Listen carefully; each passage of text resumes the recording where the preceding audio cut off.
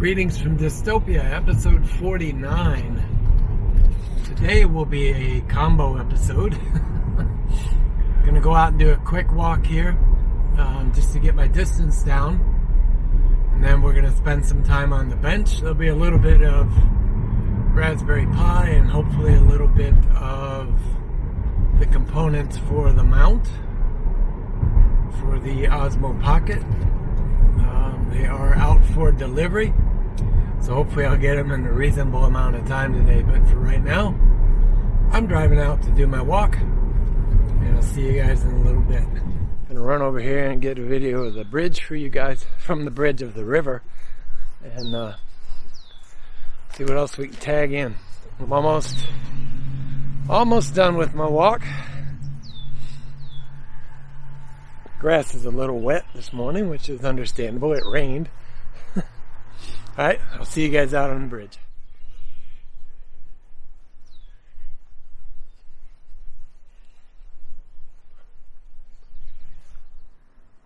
And hopefully in not too long, I will be out fishing this bad boy. Just a few weeks. Waiting on the water to warm up just a little bit, and some more of the restrictions to be eased up, and then we will be fishing this bad boy. Smallmouth heaven.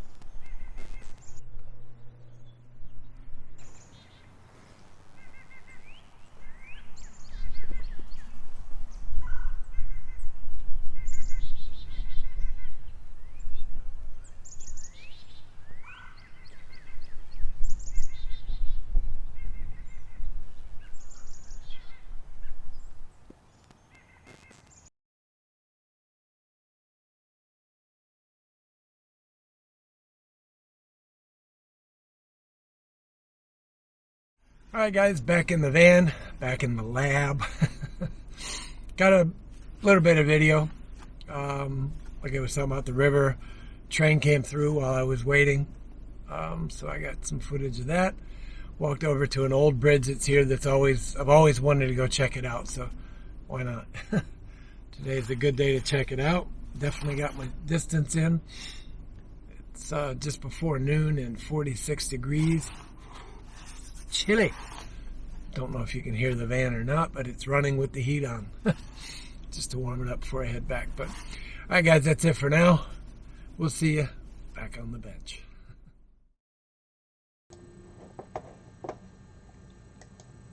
Hey folks, we are on the bench. The Raspberry Pi is up and running.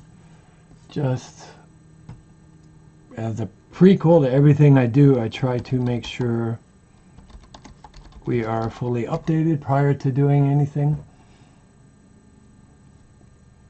I always make that my first stop before I do anything. Okay, good. We are up and done. All right, so what we're going to do today, as I switch you back over camera-wise, is we're going to go ahead and hook up our ArduCam. As with everything else, we should go over here and shut down our system.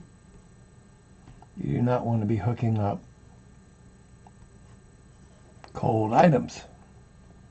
Or I should say, we don't want to be hooking up hot items. Okay, the Raspberry Pi is shutting down. I'm just waiting for the disk activity to quit, which is this little yellow LED.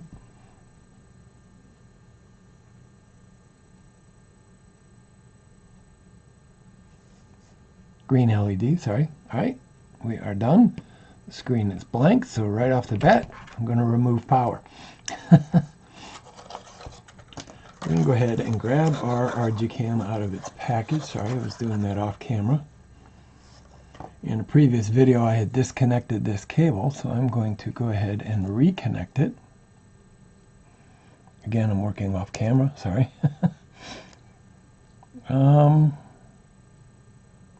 Contacts are up, so we're going to go silver side in. So again, same as the last time, we're moving these little silver contacts into the port, and we're going to lock it down in place. Depending on the version of the board you have, or whether you've used it already or not, or it's fallen off, this is our camera header right here. And it may have a piece of brown plastic on it. I have a A+ laying here that has the plastic in place. So you just need to take that little piece of plastic off. And again, my contacts are on that side, so I'm going to go ahead and lift my header up. And of course, I just cut my fingernails. So nothing, I can grab nothing. And it looks to me as though the contacts are on the right again. So we're going to go ahead and slide this cable down in there. If I can get it started in the slot, I would be doing a lot better here. See, I'm trying to keep my hands out of the camera or out of the shot and still connect this cable, which is not as easy as it sounds. There we go. Now we're down in there. I'm going to lock it in place. Just to show you, we are fully seated down in the port. Okay. Camera is there. I'm going to take this cover off so that at least when we do get to the point where we turn it on, we will have a nice picture of a Raspberry Pi 4 box. Okay, we're going to go ahead and power back up now that we're set. And I'll be back with you as soon as the Pi finishes booting. I will switch over to that desktop. Okay, now that our Pi is back up and running, we are, oops, nope, I don't want to do that one. Stop it. I want to do that one. I want to go to the desktop. All right, so the next thing we're going to do, once the Raspberry Pi reboots, we're going to open up a terminal session. We're going to run sudo raspi-config. And when that boots up, our next option is we want to change the interface options, which is item number 5 on this menu. It seems to me there is a version where it's a different number, so just double check that it's interfacing options, configure connections to peripherals. And we want to enable the camera. Yes, it's enabled. We're going to move down to finish. And again, we have to do a reboot. So let's do this reboot now. And then I'll be okay. And our Raspberry Pi has completed rebooting. So the next thing we're going to do is open up a terminal session. pwd. I want to make sure I'm in the correct directory. Yeah, home-pi, all right. We're going to switch to desktop just so in this case, when we do our first picture, we are working. And the command we're going to use is raspi still.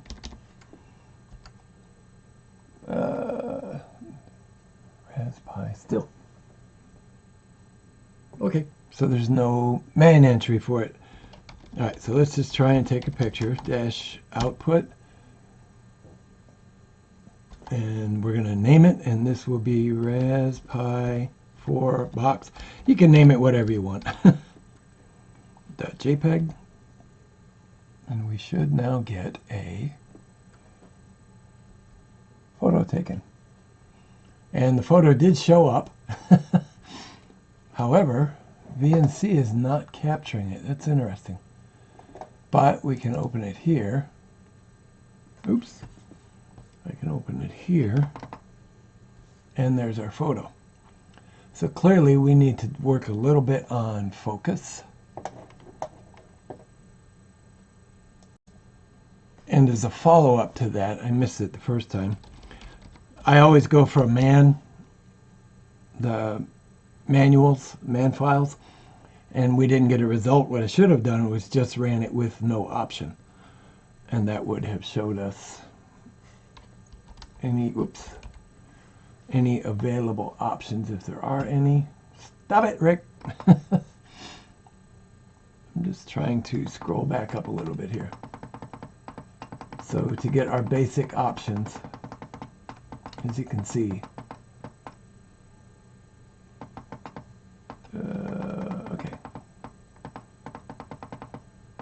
So as you scroll back up here, you can see a lot of options here, and these are all command line tags. I apologize for the clicking. This keyboard is a little noisy. As much as I love these little Logitechs, the wireless ones, they are very clear.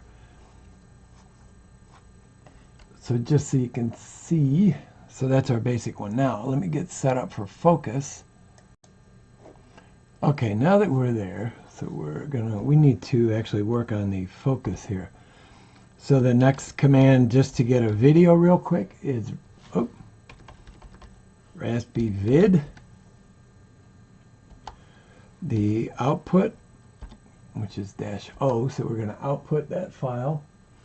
We're going to name it Raspi 4 box.h264. We have to actually tell it the codec, in this case, to use. We're going to use -T for time, 20,000. Should be 20 in milliseconds. Yeah, it should be 20 seconds.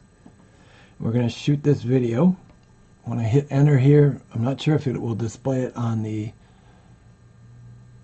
VNC connection, but let's try it. Okay, we didn't.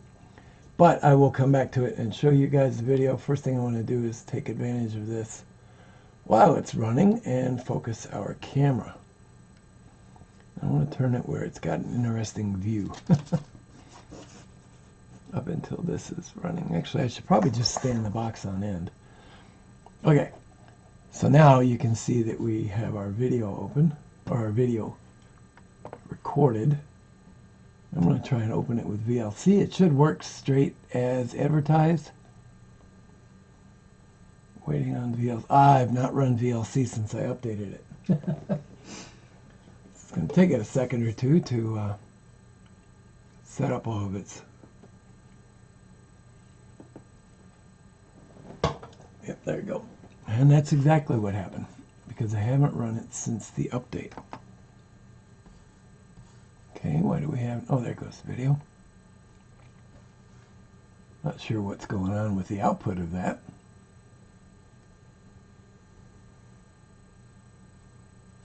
It should be moving all around, but it's not. Alright, so I'm just going to shoot back up, and we're going to overwrite our first photo, just to make sure that we are focused, or focused well enough. Let's get out of this. Yeah, we're a little better on focus. Okay, I'm going to delete our video. Oops, yeah, okay. Now, let's run back up to our video. And one more time, I'm going to check focus. Whoops. This little camera is so light. If I switch to, I'm trying to get it focused. There we go. Okay, so now we have a nice clear shot. Let's let this 20 seconds finish. And it did. Now, we have our new file.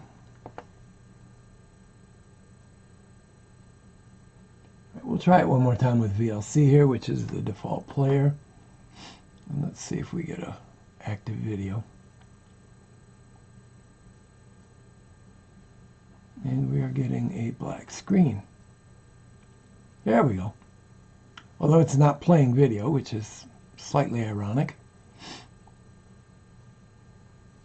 And it's very low quality, so we may need to...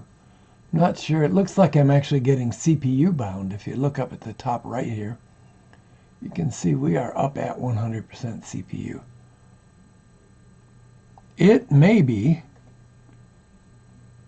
that the Model B just doesn't have the guts to run H.264, which is kind of weird.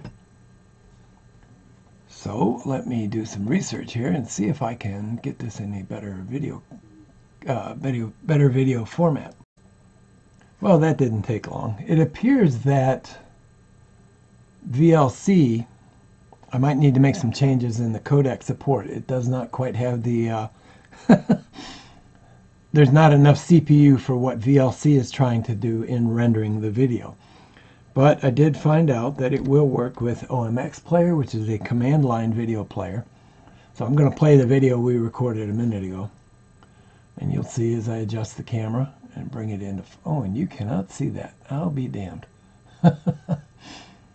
Okay, so VNC is not exactly the best way to capture this. Let me pause and turn this camera. Okay, so now I've got the camera rotated where you can actually see the screen. So one more time, we're going to run OMX Player. So it's OMX PLAYER. And then the name of the output file, which we use Raspberry 4 box.h264. We'll go ahead and hit play, and now you can see the camera as I move it around. You can see me as I focus it right here. And the video ends. Very simple. And that's it. That is really all that is to configuring the camera. So we switch back around to the desk here. This is our camera, and that's it. It's working. It's now done. The only thing I noticed with this particular one that I'm not a big fan of yet is the lack of a focus ring lock. We have, you know, I didn't think of that. Stop. Does that? Yeah, that did lock it. Okay, sorry. So this version of the camera, this set screw, locks the focus. And just as another test, I'm going to move over here. And we are going to do a Raspberry. So we will do quick video of the webcam. I'm titling it just so it's Raspi Vid, R-A-S-P-I, so Raspi Vid, V-I-D, -O for the output, and the output file name is webcam.h264-t 20 seconds. So -t 20,000 to get 20 seconds. So real quick here, we're going to do a focus. I just have to move the camera. Oh, it would have, well, that's okay. I have to unlock the set ring. I'm bringing the webcam into focus. And there we are. I'm going to lock it and let the video finish. Okay, video is finished. Let me pause. Okay, now you're facing back at the monitor again. So all I did again is Raspi Vid -O for output, webcam.h264-t 20,000. So that gave us that video, and now we're going to change this to OMX player webcam.h264. And now we will have our output video. You'll see it as I bring the camera up and unlock the screw, bring the camera into focus, and then complete. And that's it. So as you can see, there is literally not much at all to configuring the Raspberry webcams. The ones that are built for Raspberry pretty much work straight out of the box and work as advertised. One more time if you want to look it up. So there's the actual camera that I'm using. It's the ArduCam. This is a 5 megapixel for the Raspberry Pi 2 and 3, as well as Arduino. That's it for getting the camera working. On the next video, we'll talk about the Python-based software and how to get that working. The reason why I'm not doing it right away in this video is I want to have a chance to play with it and see which one is the easiest for you guys to use. If you're not familiar with the command line, like I was, just like I am, you know, like I used to take the still picture and the video, you're going to want something with a GUI or a graphical user interface. So we will find something that works straightforward. All right, guys, that's it for now. We'll see you in a little bit with the parts that are coming in today for the camera. Okay, we are back. People love unboxing videos. So, here we go. Package number 1. Luckily, nothing I bought is embarrassing. Package number 1 is my backpack strap mount and my small rig case. So this is the foundation of the new handheld camera pod. Package number 2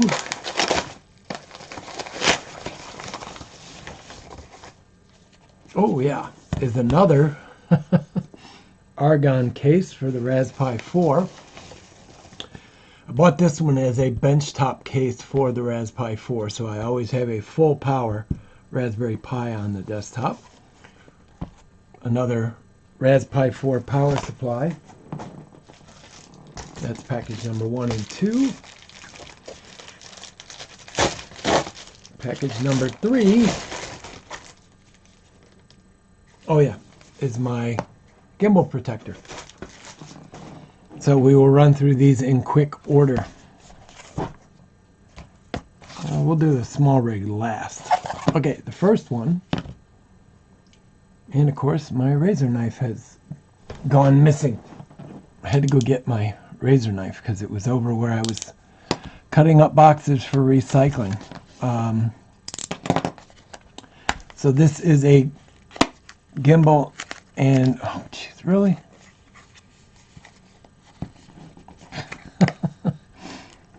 Smart ass. When they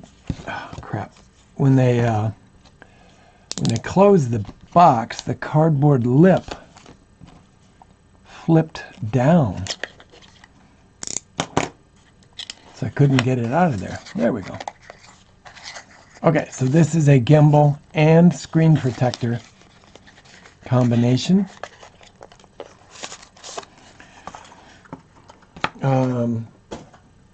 Just to show you, so what I have right now is a gimbal only protector. So when you turn the Pocket on, okay, now the Pocket is active.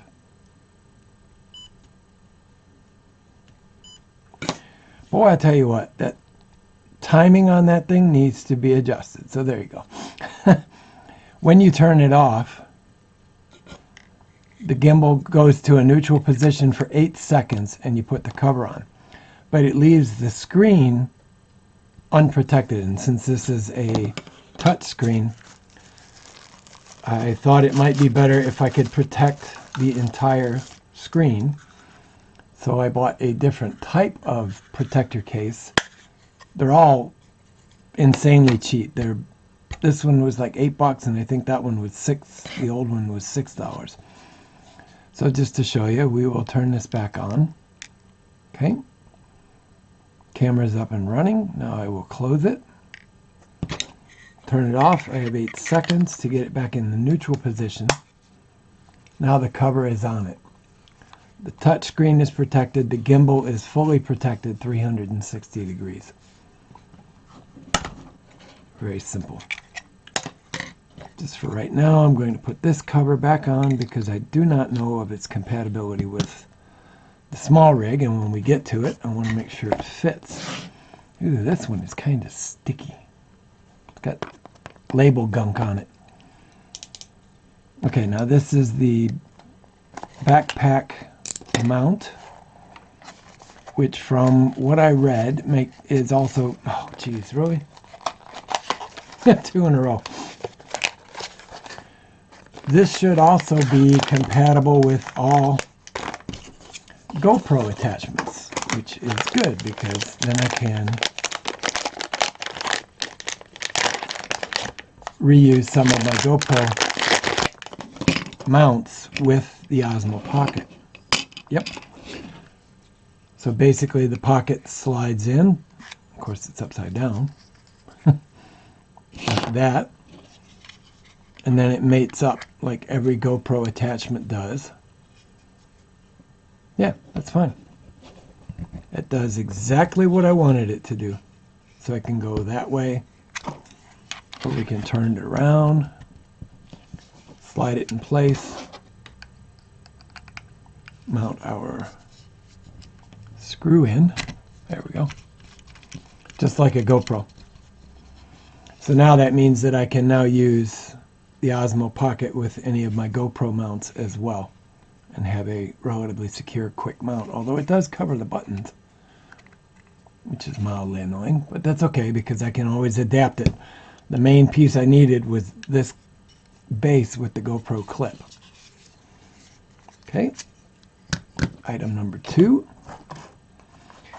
Item number 3, and the one I am most excited to see, is the small rig cage. I know, I'm easily pleased. But this will become the foundation for my whole grip system for the Osmo Pocket,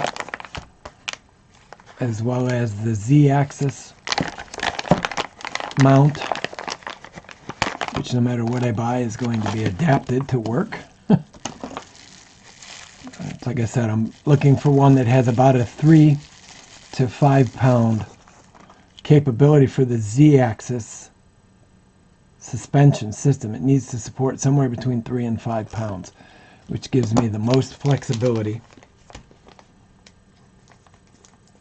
for the type of camera I mount. So let's just say I'm out fishing and I don't want the Osmo with me on the water, but yet the action on the stabilizer is heavy enough to support my, I don't know, my Fuji or whatever other camera. So basically the small rig case has a strap protector, or a strap slot for you to get your strap in. So this is the right hand side. Has 3/4 20 mounts. The bottom is the out hole for the strap. 2/4 20s, 1 3/8. The left side, 1/4 20, 2 unannounced. Is that one? No, that one is not. Oh, so that might be for, it's not for a microphone. I know they said that this one is unannounced yet. So you have a 1/4 20 hole on the bottom, and then a smaller, looks like a 4 mil, an M4, and then another untapped, which gives me potential as well. On the bottom is a 3/8 and 2/4 20s for tripod or whatever, and then the strap hole again. So yeah, one more time, we're running around 3/4 20s, 3/4 20s, 1/4 20, M4 untapped, and on the bottom, 3/8 and 2/4 20s, and then the strap hole. So basically, all you do is you loosen up your screws far enough. Okay, I'm missing something here. Do you have to take it all the way off? Apparently so.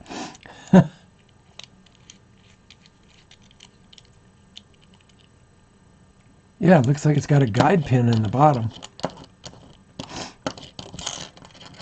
So we'll drop that off. There we go. Yep, it does have 2 guide pins. So the Pocket sets in the cage. You set the cage back down. And I can already see something I want to check. Because they told me, well, Small Rig didn't give me an answer, but another user did have an answer. And the question was, does the USB-C audio adapter fit in there? And another user responded, yes, it does. Okay. I'm not going to go super tight here. They give you an Allen key, which is nice, although there's nowhere to put the Allen key. Okay, so we are now mounted in the Small Rig. So now any tripod mount or a grip or the Z-axis stabilizer goes, oh yeah, that gap looks plenty big. I'm going to grab the USB-C audio adapter. Okay, so this is the USB to 1/8 inch TRS audio adapter. Oh yeah, perfect. Look at that. And it's a nice smooth fit. Yep, fits both directions as well. Good. That's very nice. All right. And I know somebody's going to ask, probably Ken. Mr. Papers, you asked me the other day, had I seen this? And yes, I had. I have one. But I wanted another one to have on the desk at all times. This is the Argon Neo case. Man, I am having no luck with these boxes today, I'll tell you what.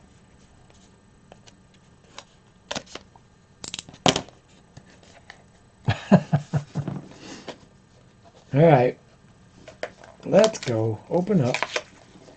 Oh, that's why it was taped on 3 sides. All right, so anyways, the Neo case, as we turn it around, the Neo is a great case. The top cover is magnetized, so it simply sets in place. So now on the desktop you have this very nice, neat little case. But if you need access to the GPIO and the ribbon headers, they're right there. And it mates up to the top of the Raspberry Pi 4 and turns the entire metal case, right there is where the processor is, the entire metal part of the case becomes a heatsink to help it stay cooler. And it also has the advantage, it has the camera mount, so you can just rest the card in there while you're experimenting, and this becomes the actual mount. I had thought that they put, I guess not. I thought I read that the new version actually had a 1/4 20 plate in the bottom of it so that you could mount the camera like this and then mount it on a base, but apparently not. It's okay, it's easy enough to retrofit. Nice easy access to the micro SD. Yeah, that's a great little case. I don't need to open up the power supply. You guys know what wall warts look like. Alright guys, that's it. That's it from the bench, and that's it for today. Be good, be well. We'll see you tomorrow.